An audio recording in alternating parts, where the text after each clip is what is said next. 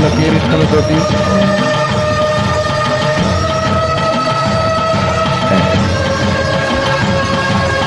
Jai Balaya. என்னடி இது? இல்லப்பா உட்கார வச்சு பூ மாலை போட்டு சாமி மாதிரி பண்ணிக்கிறாங்க. நம்ம ஏதாவது பண்ணணும்ல நம்ம கடமைக்கு. சாரி கடுங்கரா நீயுமாடா? அனைவருக்கும் வணக்கம் நண்பா. நான் உங்க பிரவீன் குமார் பேசுறேன். தாமதத்துக்கு மிகவும் வருந்துகிறோம். என்னடா இது அகண்டா 2 வந்து எல்லாரும் போட்டு லெப்ட் ரைட்டா வாங்கிக்கிறாங்க, நீ இப்பதான் வரையேன்னு நிறைய பேர் சொல்வீங்க. ஆக்சுவலி அகண்டா 2 டீசர் வரும்போது நான் ஓகே ஏதாவது வீடியோ போடலாம் தான் தோணுச்சு. ஆனா நடுவுல நம்ம பாலகிருஷ்ணன் அவர்கள் பர்த்டே செலிப்ரேஷன் வச்சா அதுல கொஞ்சம் வீடியோ மாட்டிச்சு. அதுக்கப்புறம் அகண்டா 2 டீசர் போடும்போது அதுல கொஞ்சம் விஷயம் மாட்டிச்சா, எல்லாத்தையும் வச்சு ஒரு வீடியோ மாதிரி ரெடி பண்ணலான்னு ஒரு ஐடியா இருந்தது. அதுதான் இப்ப நம்ம பண்ண போறோம்.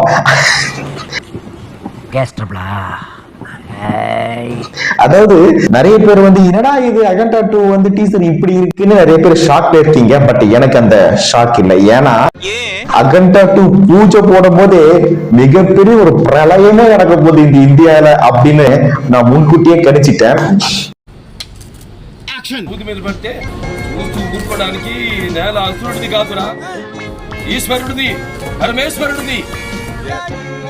అతని దాన్ని తాకితే జరిగేది తాండవం, అఖండ తాండవం.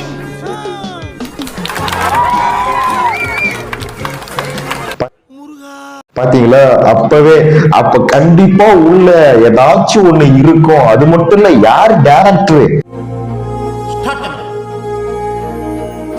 இவங்க 2 பேரும் காம்பினேஷனே வேற லெவல்ல தான் இருக்கும்.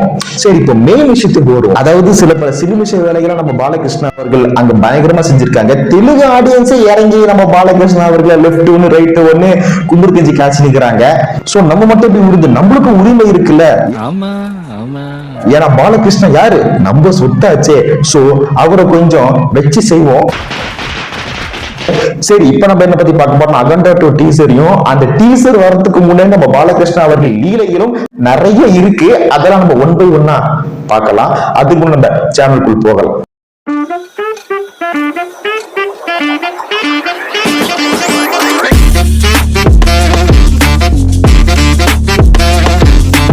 இந்த வீடியோக்குள்ள போறதுக்கு முன்னாடி குறிப்பா என் தெலுங்கு நண்பருக்கு ஒருத்தருக்கு நான் நன்றி சொல்றேன். ஏன்னா தெலுங்கு அந்த அளவுக்கு நம்மளுக்கு தெரியாது. தோடா மாலும் இது தெலுங்காடா? இது சாரி, என்னடா சொல்லுவாங்க இதுக்கு? ఏమండి నీకు తెలుగు తెలుసా? కొంచెం కొంచెం. ఓ కొంచెం తెలుసు, కొంచెం తెలుసు. ஓகே, கொஞ்சம் తెలుసు. பட் இன்னும் டீப்பா தெரிஞ்சுக்கணும், இந்த விஷயத்தை பத்தில தெரிஞ்சுக்கணும்னா ஏறதான பேசக்கூடாது. ஏன்னா ஏற்கனவே நம்ம லெஃப்ட் ரைட்னு வாங்கிட்டு இருக்காங்க. நம்ம தெலுங்கு ஃப்ரெண்டு ஒருத்தர் இருக்காப்ல, அவருக்கு போன் பண்ணி தான் நான் டீடைல்ஸ் எல்லாம் கொஞ்சம் கரெக்ட் பண்ணிட்டேன். ஹலோ, யார் பேசுறது? நான் தான் பிரவீன் பேசுறேன்டா.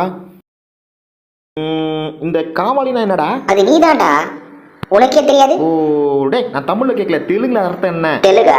என்ன அவர்தான் ரொம்ப வரத்து எடுத்துட்டேன் அவர். நானு டேய் நீ தானடா பேசுற? நான் பேசுறேன். காவாலினா என்னடா? டேய் நீயா? ஏண்டா உனக்கு ஒரு வேலையே கிடையாதா? சோறு திங்கிற வேற ஏதாவது திங்கிற நீ? போய்டா போன. முதல்ல இப்ப நம்ம பாலகிருஷ்ணன் அவர்கள் அவர் எப்படிப்பட்டவர்னா, சில பேர் சொல்லுவாங்க நம்ம சூப்பர் ஸ்டார் ரஜினிகாந்த் அவர்கள் சினிமால ஸ்டைல் தான் காட்டினாலும் நிஜ லைஃப்ல ஒரு நட உடலா ஸ்டைலா தான் இருக்கும். பட் ஆனா சினிமால ஒரு வேற மாதிரி இருப்பாரு, நிஜ வாழ்க்கையில ஒரு வேற மாதிரி இருப்பாரு. ஆனா நம்ம பாலகிருஷ்ணன் அவர்கள் அப்படி கிடையாது. ஏன்னா நம்ம பாலகிருஷ்ணன் அவர்கள் சினிமாலும் சரி நிஜ லைஃப்லயும் சரி தான் ஒரு ஹீரோ என்ற அந்த மென்டாலிட்டிலேயே வாழ்ந்துட்டு இருக்காரு. கங்கா சந்திரமுகியா மாறினார். இப்படிதான் சந்திரமுகி கங்காவை அடைஞ்சா. அதுக்கு ஒரு சின்ன ஒரு 3 உதாரணம் இருக்கு, அது நீங்களே பார்த்துட்டு வாங்க.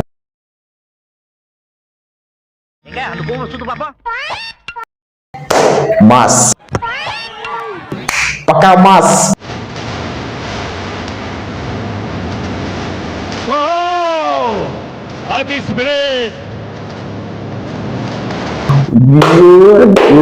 யார் நீ? இப்படியே உசுப்பேத்தி உடம்ப ரணகலம் ஆக்கிட்டாங்கடா.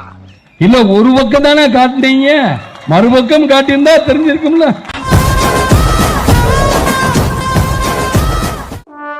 Cool down.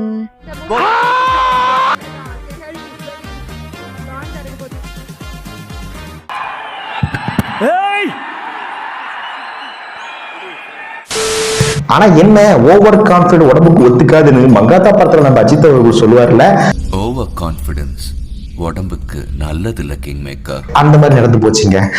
இந்த அத்தை நான் எப்படி சொல்லுது போட்டோரா కొడతా ఉంది గాలి త్రిశూలం పట్టుకుని నిలబడ్డా అందరూ గమ్ము అందరేమో అదే కొంచెం గమ్ము అది అందరూ పట్టు இதை வச்சு அட்ஜஸ்ட் பண்ணிக்க. எப்படி இப்படி అంటే అన్నాను రామారావు రక్తం ఇది పరుగెడుతుంది ఉరకలేస్తుంది. நீ அனுப்பிச்சுடல மீச ஒட்டிட்டு வந்திருக்காப்புல, அதை சரியா ஒட்டல போடுறதுக்கு ஸ்டேஜ்ல கம்மு கம்மு கம்முன்னு கேட்டு இருக்காப்புல. இது வந்து தெலுங்கானா இண்டஸ்ட்ரி ஆந்திரா இண்டஸ்ட்ரியும் சேர்ந்து டோ பண்ணிட்டு இருக்கு. இப்ப எனக்கு என்னன்னா அந்த மேக்கப் ஆர்டிஸ்டோட கதியை நினைச்சாதான் கொஞ்சம் பயமா இருக்கு.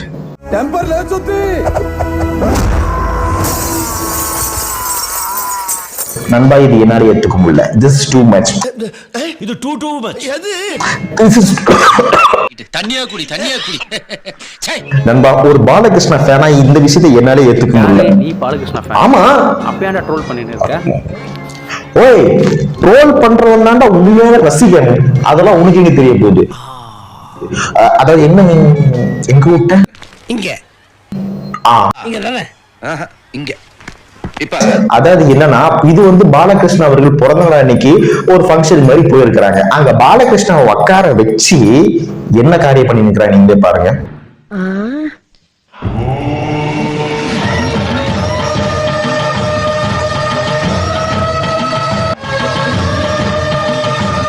నిండు నూరేళ్లు సుఖశాంతితో భగవంతుని ఆశీస్సులు ఉండాలని. அம்மா பொன்னாரி அம்மா தாயே. கோவருதுல என்னடா பண்ணி வச்சிருக்கீங்க அப்படின்னு மாதிரிதான் இருக்குங்க. அதாவது என்னன்னா ஆரம்பத்துல என்னதான் காமெடியா காட்டினாலும் கொஞ்சம் தயவுசெய்து யோசிச்சு பாருங்களேன். நம்ம தமிழ் இண்டஸ்ட்ரியில வந்து என்ன சொல்றாங்க, பேனருக்கு வந்து பால் ஊத்தாதீங்க. அந்த பால் கூட இல்லாம எவ்வளவு குடும்பங்கள்லாம் இங்க இருக்கு. ரிக்வெஸ்ட் என்னுடைய ஃபேன்ஸுக்கு, அந்த பால் அபிஷேகம்னு ஒன்று பண்றாங்க, அது மட்டும் செய்யாதீங்க. எத்தனையோ குடும்பங்கள் வந்து அந்த ஒரு பேக்கெட் பால் கூட வாங்காமல் கஷ்டப்பட்டுக்கிட்டு இருக்கிறாங்க. ஸோ எதுக்கு அந்த புனிதமான அந்த ஒரு விஷயத்தை வந்து நம்ம சும்மா ஒரு ஒரு ஒரு கட் அவுட்டில் போட்டு நம்ம வேஸ்ட் பண்ணணும். ஸோ கட் அவுட்ஸ் வேண்டாம். பேனர்கள் வைத்துதான் தன்னை ரசிகர்கள் கவனிக்க வேண்டும் என்பதில்லை என கூறிய சூர்யா, இனிமேல் அது போன்ற செயல்களில் கண்டிப்பாக ஈடுபட வேண்டாம் எனவும் வேண்டுகோள் விடுத்துள்ளார். அஜித் ரசிகர்கள் சில பேர் பிஜேபியில இணைஞ்சதா தகவல் வெளியானது. இந்த விஷயம் தீயா பரவ அஜித் தரப்புல இருந்து ஒரு அறிக்கை வெளியானது. வெளியாயிருந்த அறிக்கையில அவர் தன்னோட அதிகபட்ச அரசியலை வரிசையில நின்று ஓட்டு போடுறது மட்டும்தான், அரசியல் வேண்டாங்கிறதாலதான் ரசிகர் மன்றத்தை கலைச்சேன். இது போக ரசிகர்கள் அவங்களோட படிப்பு வேலையில கவனம் செலுத்தணும்னு நேரடியாகவோ மறைமுகமாகவோ அரசியல் ஈடுபட எந்த ஆர்வமும் இல்ல. என்னோட அரசியல் கருத்துக்களை ரசிகர்கள் மீது எந்த காரணத்தை கொண்டும் திணிக்க மாட்டேன்னு சொல்லியிருக்காரு. அங்க ஒண்ணு கடவுள் கிடையாது, நாங்களும் சராசரி மனுஷங்க தானே. ஆக்டர்ஸ் எல்லாம் வந்து எவ்வளவோ ஃபேன்ஸ் கிட்ட சொன்னாலும் சில ஃபேன்ஸ் அக்செப்ட் பண்ணிப்பாங்க, சில ஃபேன்ஸ் அக்செப்ட் பண்ணிக்க மாட்டாங்க. ஆனாலும் சொல்ல வேண்டியது ஒரு கதாநாயகரோட கடமை.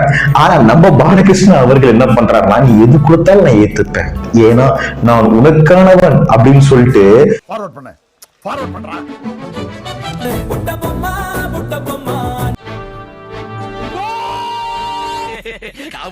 கோவம் வரா மாதிரி காமெடி பண்ணாரு. உட்கார வச்சு பூ போடுறாங்களே, இது தப்புப்பா, நான் உனக்கு கடவுள்லாம் கிடையாது அப்படின்னு சொல்றாங்கன்னு பார்த்தா, பட் வேண்டாம்னு சொல்லியிருக்கலாம். பட் இவரு அக்செப்ட் பண்ணிட்டாரு. இது வந்து பாலகிருஷ்ணன் அவர்கள் பிறந்த நாள் அன்னைக்கு நடந்த கோல்மால் சமாச்சாரங்கள். 1 minute.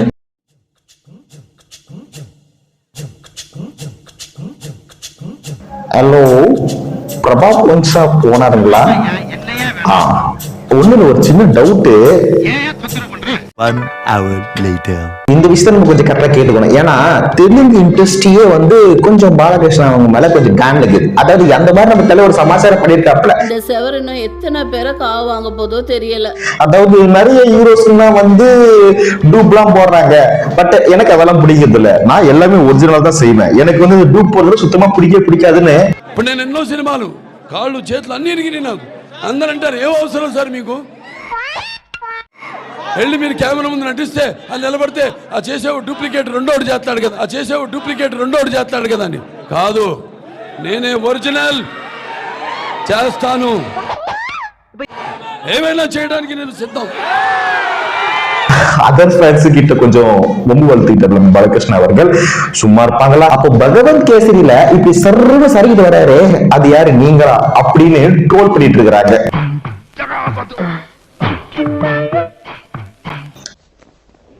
அப்ப எதுவுமே பண்ண மாட்டீங்களா? அதாவது தன்னை பத்தி புகழ்ந்து பேசலாம், ஆனா அதுக்குன்னு மத்தவங்களை டாமினேட் பண்ணக்கூடாது. வரத்துனுக்குறாங்க தெலுங்கு இண்டஸ்ட்ரியில.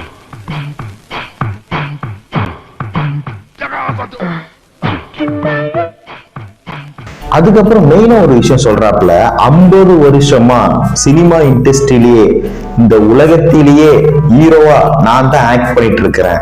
ప్రపంచంలో ఎవరు లేడు 50 సంవత్సరాలు, ప్రపంచంలో ఎవరు లేని రికార్డు నాకు దక్కిందంటే ఇంకా కొనసాగుతుంది ఈ నటన. నా కొన ఊపిరి వరకు నటిస్తా ఉంటాను. இதெல்லாம் உண்மையா?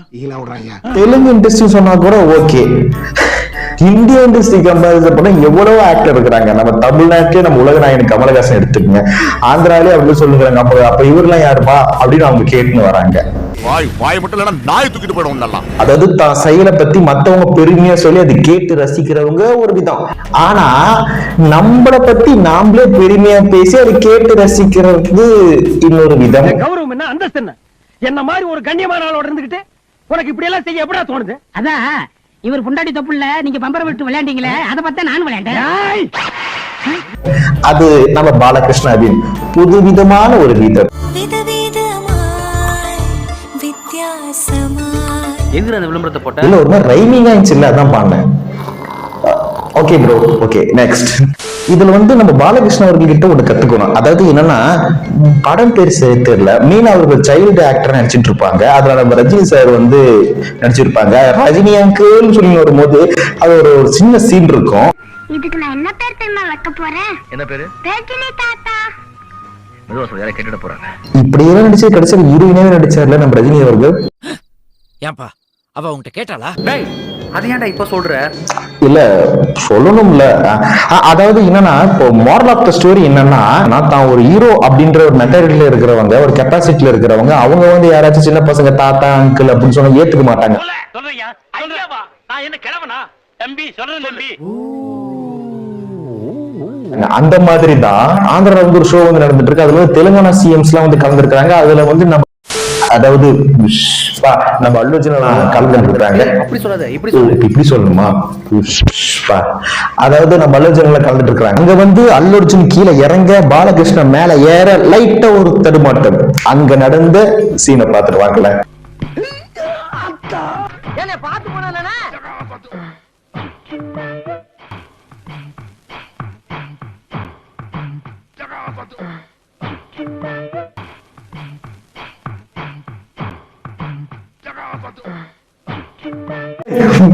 நீ புடிச்சு நான் நிக்கிறதா, ஐ அம் தி லயன் மேன், அப்படி இருக்கணும். இதெல்லாம் நம்ம அவர்கிட்ட கத்துக்க வேண்டிய ஒரு விஷயம். அது நம்ம பாலகிருஷ்ணனுக்கு தனித்துவமான ஒரு கேரக்டர். அந்த நான் தான் இதுல குறிப்பிடத்தக்க வேண்டியது இன்னொரு விஷயம். அதுல ஷோ வந்து ஆர்கனைஸ் பண்ற அந்த ஒரு லேடி வந்து கூட யார் இவரு? பாலகிருஷ்ணா மேடம். இது பொண்ணு கூப்பிடுறா? இதுவே ஒரு விதமான செமினார்டா. இது என்னன்னு தெரியாத உங்களுக்கு?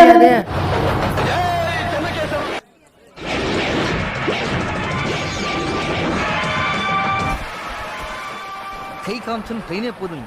இவரு தானுங்க நம்ம ஹீரோ. சூப்பரா சே மொக்கா படாங்கண்ணா. இது தொட தட்டி ட்ரெயின் அமிச்சாரு பாருங்க, அதுதானுங்க நம்ம ஹீரோ. ஜெய் பாலகிருஷ்ணா. ஓகே நண்பா, இந்த நடிக்கலாம் நான் விரும்பல. ஆல்ரெடி டீசரை பார்த்துட்டு கரெக்டா இந்த இடத்துல இந்த ரியாக்ஷன் கொடுக்கணும், அந்த இடத்துல அந்த ரியாக்ஷன் கொடுக்கணும் நடிக்கலாம் விரும்பல. அவன் சொன்னதெல்லாம் உங்களை தான். ஆல்ரெடி இந்த டீசர் நான் பார்த்துட்டேன். இருந்தாலும் உங்களோட இன்னொரு நான் டீசர் பார்க்கறேன். இப்போ ஆல்ரெடி பார்த்துட்டேன். இப்போ எனக்கு என்ன தோணுதோ அது உங்ககிட்ட நான் பகிர்ந்துக்கிறேன். அதுலயும் அந்த சங்கு சக்கரம் சூப்பரா இருந்துச்சு. இன்னொரு பார்த்து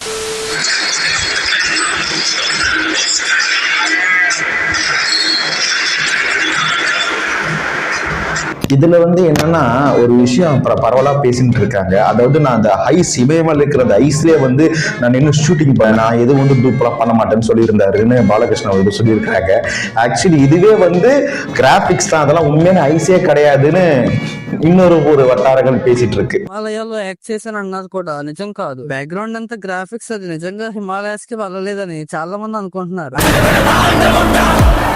నా శివుడి అనుమతి లేనిదా ఎవడైనా కన్నెత్తి చూడడు.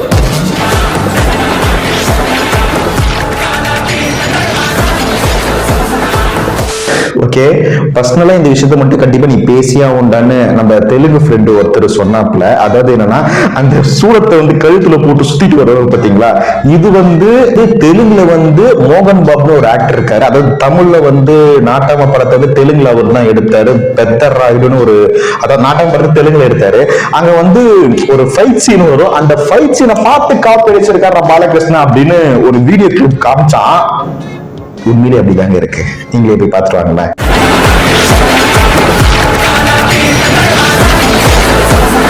என்ன அவர் கட்ட, இவர் வந்து சூலாயுதம் அப்படின்னு சொல்றாரு. பட் கொஞ்ச நேரம் கழிச்சு இதோயே தூக்கி சாப்பிடுற மாதிரி நம்ம பாலகிருஷ்ணவே ஒரு ஸ்டெண்ட் பண்ணிருக்காரு ஃபைட் சீன்ல ஒரு வீடியோ காட்டினா. என்னப்பா வேமா சொல்ல பதறு எனக்கு ஏன்? இதுவே பரவாயில்ல, அதாவது இப்ப காட்டுறதே பரவாயில்ல. இவர் இப்ப இந்த மாதிரி இல்ல, அப்பத்திலிருந்து அவர் அந்த மாதிரி தானே அந்த ஃபைட்டை பார்க்கும் போது எனக்கு தோணுச்சு.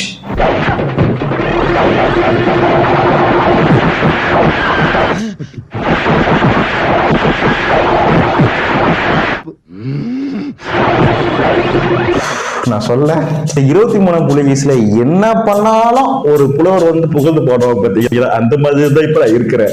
அப்பயும் சரி, இப்பயும் சரி, எப்பவும் சரி, ஐன்ஸ்டீன் 8வது விதியை உடைத்தவர் நம் பாலகிருஷ்ணா அவர்கள் தான். இதில் எந்த ஒரு மாற்றமும் அல்ல. அது எப்படி என்ன பத்திர எல்லா விஷயத்தையும் மிக தெளிவா புரிஞ்சு வச்சிருக்க நீ? அட பேப்பர்ல போடுறானே. இந்த வீடியோ உங்களுக்கு பிடிச்சிருந்தா உங்க ஃப்ரெண்ட்ஸுக்கு ஷேர் பண்ணுங்க, குறிப்பா லைக் பண்ணுங்க, அதோடு குறிப்பா சப்ஸ்கிரைப் பண்ணுங்க. யாருமே சப்ஸ்கிரைப் பண்ண மாட்டேங்கிறீங்க, யாருமே லைக்கும் பண்ண மாட்டேங்கிறீங்க. நீங்க லைக் பண்ணாதான் இந்த வீடியோ நாலா பக்கம் போகும், நம்ம சேனல் கொஞ்சம் கொஞ்சமா வளரும்.